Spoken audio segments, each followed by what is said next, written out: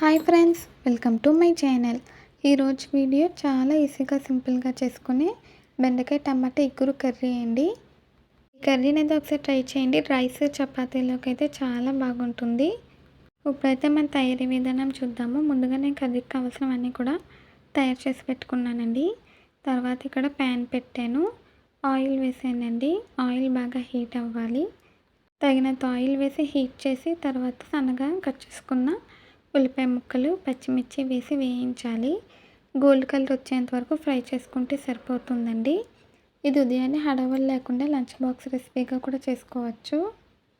బెండకాయతో ఎప్పుడు వేపిడి పులుసే కాకుండా ఇలా ఎగురు కూడా చేసుకుంటే చాలా బాగుంటుంది.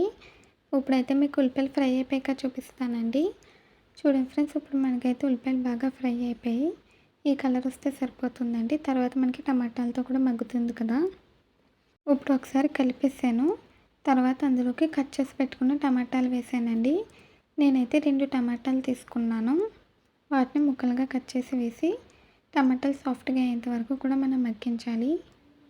మీరు కనుక ఫస్ట్ టైం మా ఛానల్ చూస్తున్నట్టయితే ప్లీజ్ లైక్, షేర్, సబ్స్క్రైబ్ చేయండి. ఇప్పుడైతే మనకి టమాటాలు బాగా మగ్గాలండి. ఒక 2 నిమిషాల పాటు నేను మీడియం ఫ్లేమ్లో పెట్టి ఫ్రై చేశాను. టమాటాలు కొంచెం మగ్గాలి. మగ్గిపోయాక మళ్ళీ చూపిస్తానండి. చూడండి ఫ్రెండ్స్, ఇప్పుడు టమాటాలు అయితే ఆల్మోస్ట్ మగ్గిపోయాయి. తర్వాత ఇందులోకి బెండకాయ ముక్కలు కూడా వేసి మరొక 2 నిమిషాల పాటు వేయించాలి. బెండకాయలు వేసాక ఎక్కువగా కలపకూడదండి, మనకి స్టిక్కీగా అయిపోతుంది. స్లోగా తక్కువగా కలుపుకోవాలి. బెండకాయలు వేసి ఒక 2 నిమిషాల పాటు వేయించానండి. బెండకాయ అయితే మనకి లైట్గా కలర్ చేంజ్ అవుతుంది, కొంచెం డార్క్ కలర్లోకి వస్తుంది. అప్పుడు మనకి అవి మగ్గిపోయినట్టు. తర్వాత ఇందులోకి రుచికి సరిపడా ఉప్పు, కొద్దిగా పసుపు, తగినంత కారం వేసుకోవాలి. కర్రీకి తగినంత వేసుకోవాలండి. వేసుకొని ఒకసారి బాగా కలిపి ఆయిల్లో 1 నిమిషం పాటు వేయించాలి. ఉప్పు, కారం వేసిన వెంటనే ఎప్పుడు కూడా వాటర్ వేయకూడదండి. 1 నిమిషం పాటు వేయించి వాటర్ వేస్తే కర్రీ అనేది చాలా టేస్టీగా ఉంటుంది. బెండకాయలు మనకి హెల్త్కి కూడా చాలా మంచిదండి, పిల్లలకి కూడా మంచిది. తర్వాత ఇందులోకి వాటర్ వేసాను, తగినంత వేసుకోవాలి. వాటర్ వేసి ఒకసారి బాగా కలిపానండి. ఇప్పుడైతే పొంగు రానివ్వాలి. హై ఫ్లేమ్లో పెట్టి పొంగు రానిచ్చి, పొంగు వచ్చాక లో ఫ్లేమ్లో పెట్టి మనం కర్రీని అయితే ఉడికించుకోవాలి. ఇదైతే ఇగురు కదండి, చపాతీ రోటీలోకి చాలా బాగుంటుంది.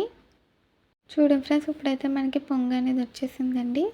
తర్వాత సిమ్లో పెట్టేసాను, మూత పెట్టి ఉడికించాలి. మధ్య మధ్యలో అయితే కలుపుకుంటూ ఉండాలి. మీకైతే నేను కర్రీ ఉడికిపోయాక చూపిస్తాను. ఈ వాటర్ అంతా కూడా పోయి మనకి దగ్గరికి రావాలండి కన్సిస్టెన్సీ. అప్పుడు మనకి బెండకాయ ఇగురు అయితే రెడీ అయిపోయినట్టు. చూడండి ఫ్రెండ్స్, ఇప్పుడైతే మనకి వాటర్ అంతా పోయింది. బెండకాయ టమాటా ఇగురు అయితే రెడీ అయిపోయిందండి. ఇప్పుడు 1 నిమిషం పాటు హై ఫ్లేమ్లో పెట్టి మగ్గించి స్టవ్ అయితే ఆఫ్ చేస్తాను. అంతేనండి, బెండకాయ టమాటా ఇగురు కర్రీ మీకు నచ్చిందా? నచ్చితే ట్రై చేస్తే ఎలా వచ్చిందో కామెంట్స్లో తెలియచేయండి. ఈ వీడియో నచ్చితే ప్లీజ్ లైక్ చేయండి, షేర్ చేయండి, సబ్స్క్రైబ్ చేయండి, అలాగే బెల్ ఐకాన్ క్లిక్ చేయండి. ఈ వీడియో నచ్చితే కామెంట్ చేయండి.